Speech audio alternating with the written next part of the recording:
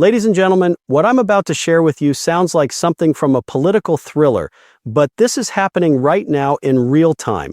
The implications for North American geopolitics are enormous. Imagine waking up to discover that a significant portion of one of America's closest allies is actively negotiating with Washington to separate and form its own independent nation. Now imagine that the Trump administration isn't just watching this development, but actively encouraging it, backing it with financial promises that would stagger your imagination. We're talking about $500 billion, $500 billion with a B. This isn't some fringe conspiracy theory whispered in dark corners of the internet. This is real, documented, and moving forward with remarkable speed. My name is George Conway, and I have spent decades analyzing political movements, constitutional law, and the sometimes surprising twists of democratic governance. But I have to tell you, in all my years of observing politics on both sides of the border, I have never seen anything quite like what's unfolding between certain elements of the Alberta provincial government and the Trump White House. The Alberta Prosperity Project, an organization that has been advocating for Alberta's independence from Canada, has reportedly completed its third meeting with Trump administration officials at the State Department level. What they're claiming came out of those meetings should concern every single person who cares about the stability of North American relations, the integrity of democratic processes, and the future of our closest trading partner and ally. Let me be absolutely clear about what we're dealing with here. This isn't just some academic discussion about theoretical independence movements. According to Jeffrey Rath, one of the leaders of this independence organization, these meetings are taking place in SCIFs, which stands for Sensitive Compartmented Information Facilities. These are the secure rooms where the most classified conversations in the United States government take place. The people they're meeting with, according to Rath himself, go directly from these meetings to the Oval Office. Think about that for a moment. The leader of a separatist movement from a Canadian province is claiming to have a direct pipeline to the President of the United States through intermediaries who brief him personally. Whether or not every detail of these claims is accurate, the mere fact that these meetings are happening at all represents a significant shift in how the United States is approaching its relationship with Canada. The substance of what was allegedly discussed in these meetings is even more noteworthy. We're talking about a proposed $500 billion line of credit that would be backed by Alberta's oil reserves. We're talking about guarantees for Alberta pensioners, including converting their pensions from Canadian to American dollars at par. We're talking about pipeline routes through American states like Idaho, Montana, Washington, and Oregon to give an independent Alberta access to Pacific markets. This is comprehensive nation-building support. The United States government, if these reports are accurate, is essentially offering to serve as the financial backbone of a breakaway Canadian province. The Trump administration is reportedly positioning itself to provide everything a new country would need to survive the economic challenges that would follow a unilateral declaration of independence. Now I want to step back and provide some important context. Alberta's grievances with the Canadian federal government are not new, and they're not entirely without merit. This is a province that has been sending billions of dollars more to Ottawa than it receives back for decades. We're talking about $653 billion in net contributions since 1980, according to Alberta's own premier. That's an enormous amount of money flowing out of one province to support others. Albertans have watched their oil and gas industries subjected to what they view as punitive regulations and deliberate obstruction by federal authorities.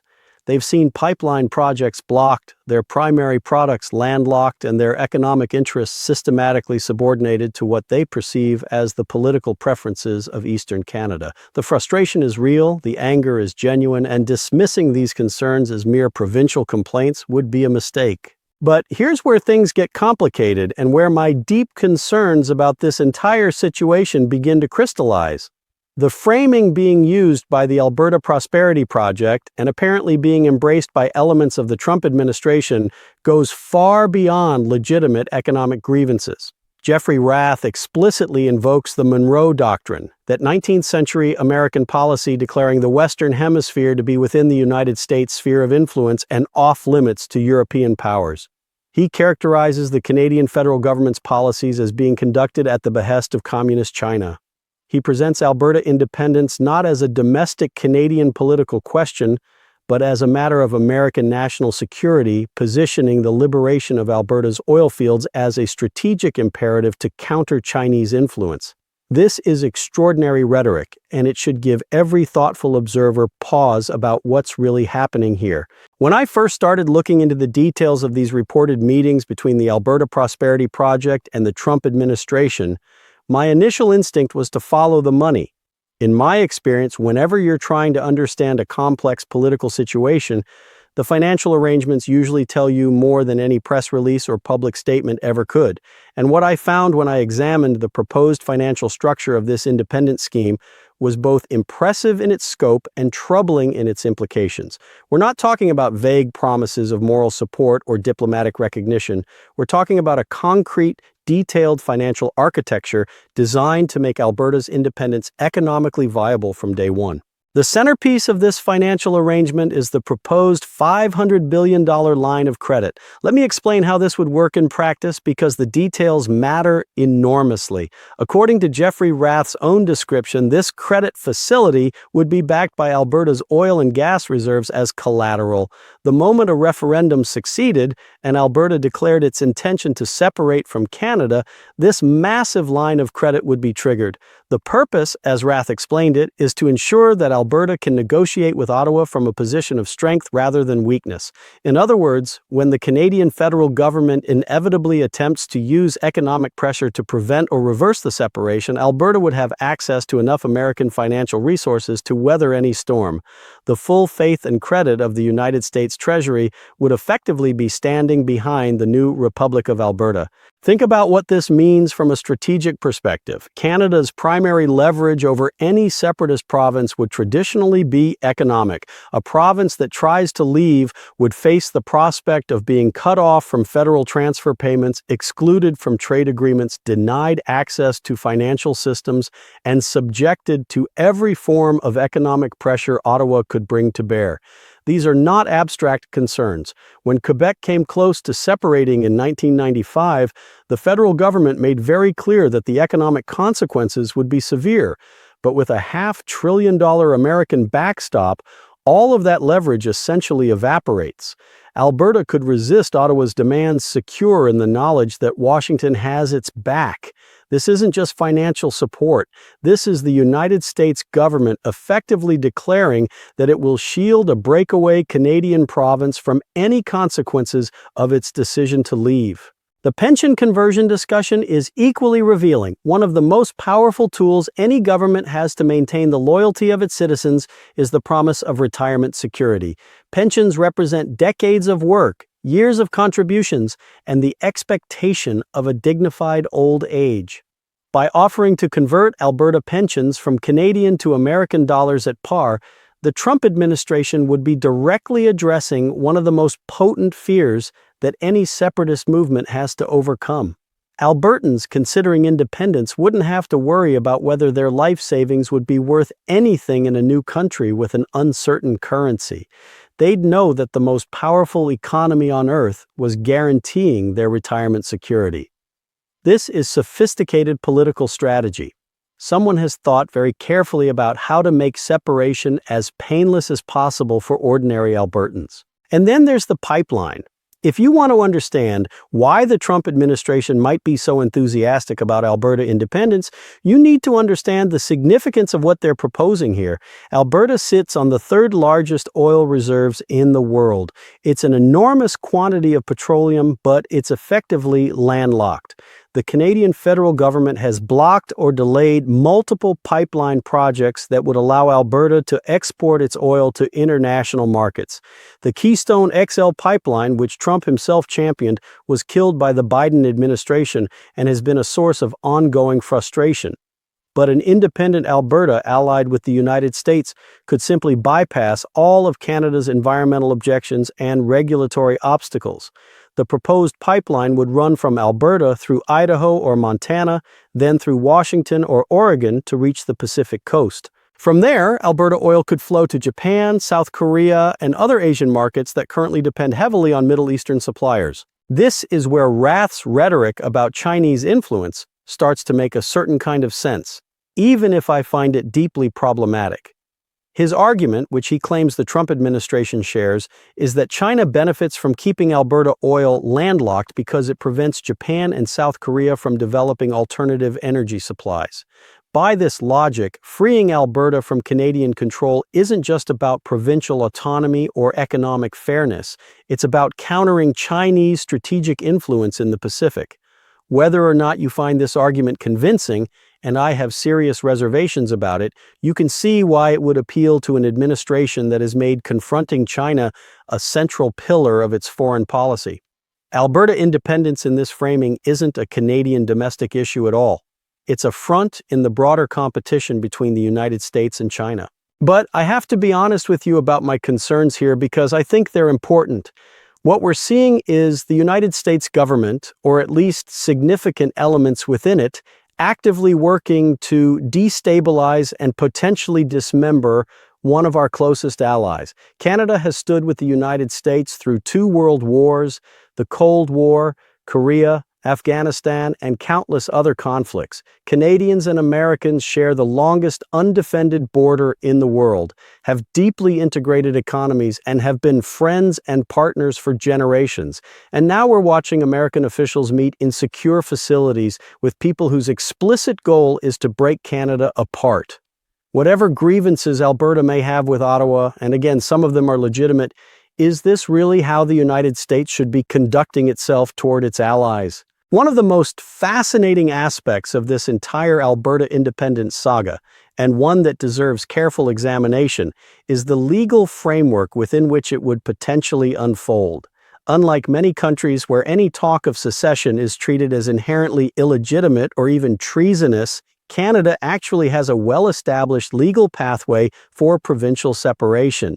This makes the Canadian situation genuinely unique in the world, and it's something that the Alberta Prosperity Project is clearly counting on as they make their case to potential supporters.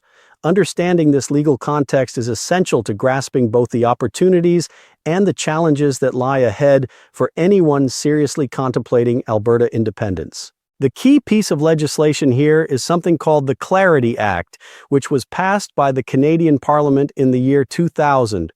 This law emerged directly from the experience of the 1995 Quebec referendum, where the separatist side came within a percentage point of winning. In the aftermath of that near miss, the Canadian government asked the Supreme Court to rule on whether Quebec could unilaterally declare independence. The court's response, issued in 1998, was nuanced and carefully balanced. It said that while no province has a unilateral right to secede under either Canadian or international law, if a clear majority of a province's population voted yes in response to a clear question on secession, this would create a democratic mandate that the federal government would be obligated to respect. Negotiations over the terms of separation would have to follow. The Clarity Act codified this principle into law.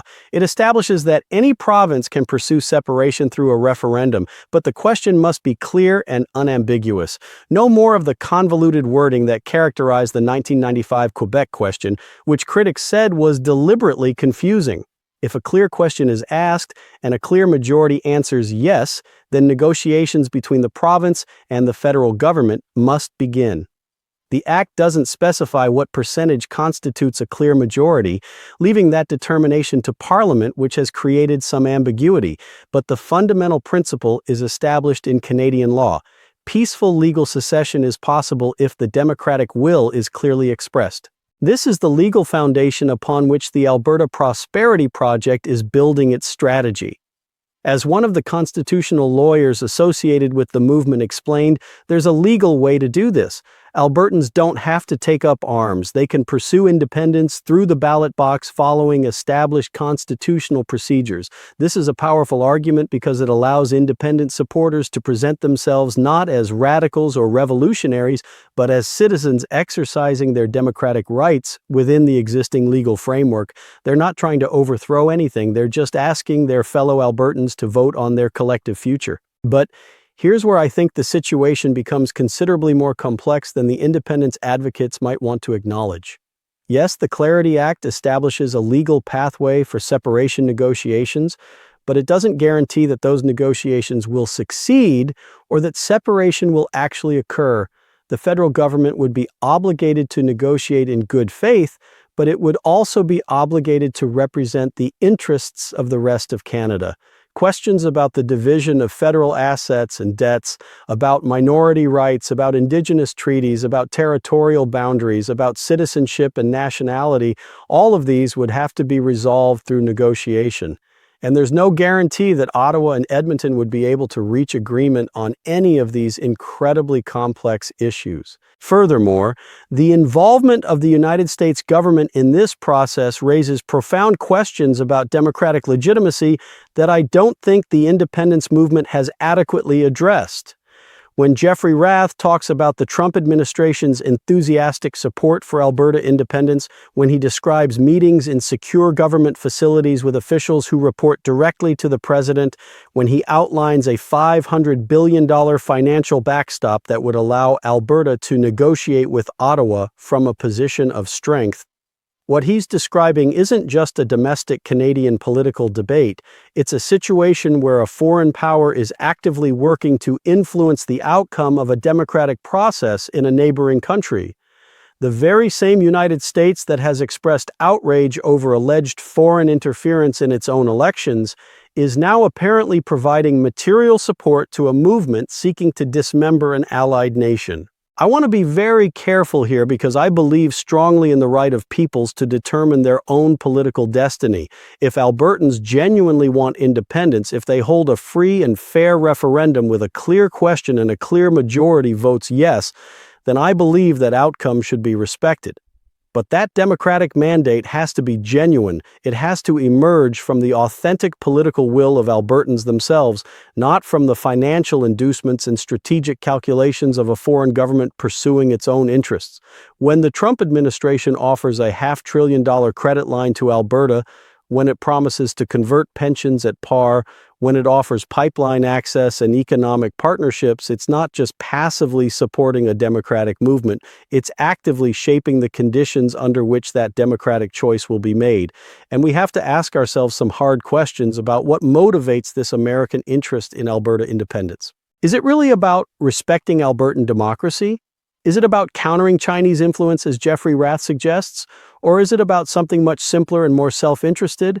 Alberta's oil reserves are among the largest in the world. An independent Alberta aligned with the United States would give American energy companies and American strategic planners access to those resources on terms that would be far more favorable than anything they could get from a unified Canada. The Monroe Doctrine, which Rath himself invoked, isn't about respecting the self-determination of other peoples. It's about American hegemony in the Western Hemisphere. It's about ensuring that the resources and strategic positions of this continent serve American interests. As I contemplate everything I have learned about the Trump administration's apparent involvement with the Alberta independence movement, I find myself wrestling with a profound sense of unease about where all of this might lead. We're not talking about some theoretical possibility in the distant future. According to Jeffrey Rath and the Alberta Prosperity Project, they're actively working toward a referendum in 2026. That's not decades away. That's potentially less than 2 years from now. And if the reporting on these State Department meetings is accurate, the groundwork for American support of an independent Alberta is being laid right now at this very moment in secure government facilities in Washington. Let me walk you through what I believe could unfold if this movement continues to gain momentum. First, we would likely see an intensification of the political campaign within Alberta itself. The independence movement would use the promise of American backing to reassure skeptical voters that separation wouldn't mean economic catastrophe. They would point to the proposed line of credit, the pension guarantees, the pipeline commitments, all of it designed to demonstrate that an independent Alberta would be immediately viable as a nation. The strategy, as one of the movement's lawyers explained, is to focus on that middle third of the population, the people who aren't committed partisans on either side. By presenting independence as financially secure and legally legitimate, they hope to move those persuadable voters into the yes column. If this campaign succeeds and a referendum is scheduled, the dynamics between Ottawa and Edmonton would become incredibly tense. The Canadian federal government would face an agonizing dilemma.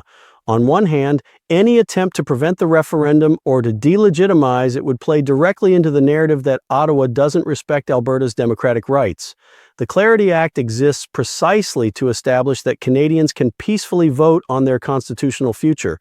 Trying to block that process would be seen as hypocritical and authoritarian, potentially driving more Albertans toward the independence camp. But on the other hand, simply allowing the referendum to proceed while the Trump administration openly supports one side would feel like acquiescing to foreign interference in Canadian democracy. And then there's the question of what happens if the referendum actually passes. Let's say Alberta holds a vote with a clear question and a clear majority votes yes. Under the Clarity Act, Ottawa would be obligated to negotiate. But what exactly would those negotiations look like when one side has the explicit backing of the United States government and access to a $500 billion credit line? The normal give and take of negotiation depends on both sides having something to lose. Alberta would traditionally have to worry about economic isolation, about being locked out of trade agreements, about its currency collapsing, about all the 100 different ways that separation could go wrong economically. But with American backing, none of those concerns would have the same force. Alberta could simply reject any terms it didn't like, secure in the knowledge that Washington would catch it if it fell. This creates what I believe is an incredibly dangerous dynamic. Canada would essentially be negotiating not just with Alberta, but with the United States. And the power imbalance between those two parties is enormous. What leverage would Ottawa have when the other side is backed by the most powerful economy on Earth? Would Canada try to punish Alberta economically anyway, risking a direct confrontation with the Trump administration? Would it simply capitulate to whatever terms Alberta demanded, setting a precedent that any province backed by a foreign power can effectively dictate terms to the Federation? Neither option is attractive, and both could lead to outcomes that are destabilizing for the entire Canadian Confederation. I also think we need to consider the precedent this sets for other separatist movements around the world. What the Trump administration is apparently doing in Alberta is not subtle. They're meeting with separatist leaders in secure facilities, promising massive financial support, offering to underwrite the creation of a new nation carved out of an allied country. If this succeeds, what's to stop other powers from doing the same thing elsewhere? What if China decided to back separatist movements in American allies? What if Russia, which has already been accused of supporting various secessionist groups, felt emboldened to intensify those efforts? The principle that major powers don't actively work to dismember friendly nations has been a cornerstone of international stability since the end of World War II. If the United States openly abandons that principle with Canada, why would anyone else feel bound by it? There's also a deeply troubling aspect to the rhetoric being used by the Alberta Prosperity Project and apparently echoed by their American interlocutors. Jeffrey Rath characterizes the Canadian federal government's policies as being carried out at the behest of the communist Chinese. He frames Alberta's landlocked resources as a Chinese strategic victory. He presents American support for independence as part of a broader great power competition with China. This kind of language isn't just hyperbolic, it's dangerous. It transforms a legitimate domestic political dispute about federalism, resource management, and regional equity into an ideological battle between freedom and communism, between American allies and Chinese puppets. Once you've framed your political opponents as agents of a hostile foreign power, compromise becomes impossible. How do you negotiate in good faith with people you've characterized as traitors serving communist interests? I've spent a lot of time thinking about what advice I would give to Albertans who are genuinely frustrated with their treatment by the federal government, and I want to be clear that I take those frustrations seriously. $653 billion in net contributions to the Federation since 1980 is not a trivial amount of money. Watching pipeline projects get blocked while your primary industry struggles is genuinely painful. Feeling like your concerns are dismissed by Eastern elites who don't understand or care about your way of life is a real grievance that deserves to be addressed. But I would urge Albertans to think very carefully about what they would be getting into if they follow the path the Alberta Prosperity Project is laying out. An independent Alberta backed by the Trump administration might seem appealing in the short term. American money, American support, freedom from Ottawa's interference. But what happens when that relationship becomes one of dependency rather than partnership? The United States isn't offering this support out of altruism or respect for Albertan self-determination. It's offering this support because it sees strategic advantage in it. Alberta's oil, Alberta's resources, Alberta's strategic position, these are what Washington cares about. Once those resources are tied to American credit facilities and American pipelines and American markets, how much real independence would Alberta actually have? You'd be trading one set of constraints from Ottawa for another set of constraints from Washington, except the new boss would be a lot bigger and a lot more powerful than the old one. Moreover, I worry about what this movement means for the fabric of Canadian society more broadly. Canada is a remarkable country in many ways. It has managed to hold together a vast, diverse, multilingual, multicultural federation across some of the most challenging geography on Earth.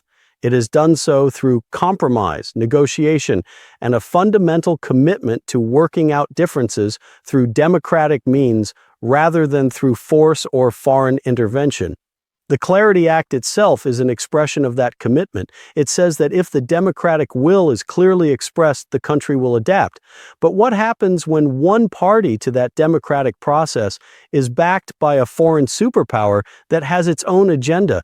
What happens when the money and influence of the world's most powerful nation are thrown onto one side of the scale? Is that really democratic self-determination anymore? I don't have all the answers. I wish I did. But I know that what we're watching unfold between the Trump administration and the Alberta independence movement is something genuinely unprecedented in North American history. The United States government is actively working to create the conditions for one of our closest allies to break apart. Whether you support Alberta independence or oppose it, whether you think the Trump administration's approach is brilliant realpolitik or reckless adventurism, I think everyone should be paying very close attention to what happens next, because the consequences of this gambit for Alberta, for Canada, for the United States, and for the entire international order could be profound and lasting in ways that none of us can fully predict. This is George Conway, and I'll be watching this story very carefully in the months ahead. I suggest you do the same. Claude is AI and can make mistakes. Please double-check responses.